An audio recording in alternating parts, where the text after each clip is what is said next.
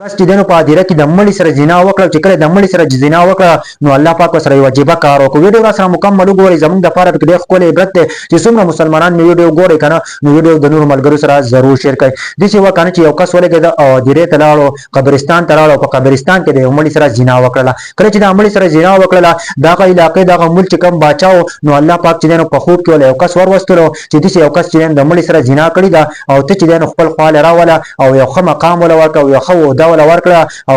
ښه نوکري ولا ورکړه. چې کله چې نو باچا رایق شو एकदम او باچا هم ډیر ځات حیران شو چې دا ما څنګه خوب ولیدو داسې چې د مړي سره زنا وکړله او ما ته په خوب کې راغی چې دې له غټ مقام ورکړه. چې کله باچا ولګېد که نه او کسان چې نو قبرستان ته ولېږل ویل دغلته په قبرستان کې یو کس وي او هغه چې نو تاسو دلته راولئ. چې کله قبرستان ته هغه کسان لاړل که نه د باچا نو کس یې ولیدلو چې هغه هلته په هدیره کې و په قبرستان کې و. چې کله په قبرستان کې کس ولیدو نو کس هم ډېر ځات حیران شو چې دا څنګه چل دی د باچا چې کوم کسان دي دا په ما پسې راغلي اوس تا خیر نشته دی حالات دې ډېر زیات خراب دي ته به چې دی نو ډېر زیات اوس تا ته نقصان درکوي او تا له به چې دی نو وهل ټکول درکوي. دغه کس دا سوچ کړی و او دغه د باچا چې کوم کسان دغه ولګېدلو او دغه د قبرستان چې دی نو دغه کس یې بوتو او دی د باچا خواله بوتو. چې کله د باچا خواله بوتو نو باچا ورته ویل که نه چې ستا به دومره تنخوا وي او تا له یې غټه عهده زه در کومه او ته به په دې عهده باندې چې دی نو وي. نو دغه کس هم ډېر زیات حیران شو چې څنګه ما په قبرستان کې چې دی نو د مړي سره زنا وکړله او اوس باچا زه راوستمه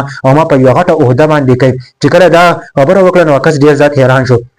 دغه باچا چې دی نو بیا شپه شوله نو دا باچا چې دی نو وده شو. چې کله دغه باچا وده شو په شپې وله بیا چې دی نو په خوب کې یو کس راغی چې په خوب کې وله یو کس راغی وایي چې تا وله عهده ورکړله ویل چې ما وله عهده ورکړله ویل زه تپوس تا نه دا کومه چې دا ولې تاسو داسې وکړلو ځکه که نه چې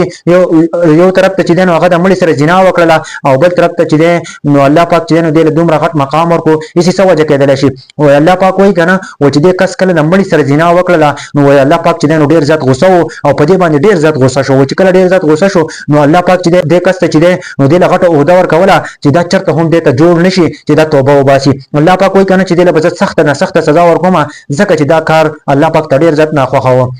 وایي دغه کس چې دی نو ځکه ولې غټه عهده ورکړله چې دا پوه شي چې ما غلط کار هم وکړو او الله پاک چې دی نو په ما باندې خپل رحم هم وکړو. او الله پاک دا چېرته نه معاف کاوه چې دا چېرته د رحم دعا ونه غواړي دا چې دی نو چېرته الله پاک معاف نه کړي او دا چې دی نو جهنم ته وغورځېږي. ملګرو نن سبا چې دی که نه په چا باندې لږ سخت وخت راشي نو هغه کوشش کوي چې الله پاک په ما باندې مصیبتونه راولي خو دا چېرته هم دا سوچ مه کوئ چې الله پاک په چا باندې راحت راولي خاص کر نن سبا مسلمانانو باندې ځکه چې هغه ټول د پیسو مسلمانان دي چې پیسې ورسره وي نو یو بل قدر کوي چې پیسې نه هغه انسانان د یو بل قدر نه کوي. او دې ته عهده ورکړله چې په قیامت پر ورځ دا هېڅ نشي ویلی که نه الله پاک ته جواب هم نشي کولی الله پاک نه سوال هم نشي کولی الله پاک بسې جهنم ته راسوي. ملګرو نو الله پاک چې دی نو په هر څه کې حکمت وي چې کله په انسان باندې مصیبت راشي نو کوشش کوئ الله پاک لاک لاک شکر باسئ. نن سبا ټول خلک چې دی نو خفه دی ستومانه دی خو الله طرف ته چې دی نو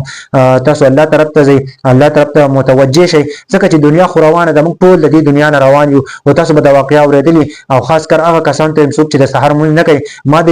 مولانا صاحب نه اورېدلو هغه دا خبره کوله وایي چې که چېرته څوک د سحر لمونځ نه کوي په مخه قضا کوي نو الله پاک چې دی نو هغه باندې به الله پاک دیدار چېرته هم ونه کړي د قیامت په ورځ باندې د هغه دنیا کې جنت کې به چېرته هم د الله پاک چې دی دیدار ونه کړي. ملګرو نو هسې سوچ وکړه که نه موږ څه زندګي ده نو مونځ ضرور کوئ ځکه چې دنیا خو روانه ده په دنیا نه خو موږ روان یو که نه دا وخت روان دی داسې وخت به راشي چې موږ به هم د دنیا نه رخصت شو خلک به زموږ جنازې وکړي موږ به هم لاړ شو. او کوشش کوئ که نه چې ګناه نه ځان ضرور ساتئ بیا هم انسان د ګناه به دې کېږي ته به خپله توبه وباسې او الله پاک چې دی نو په انسان سخت راولي خپل ځان طرف ته چې دی نو متوجه کوي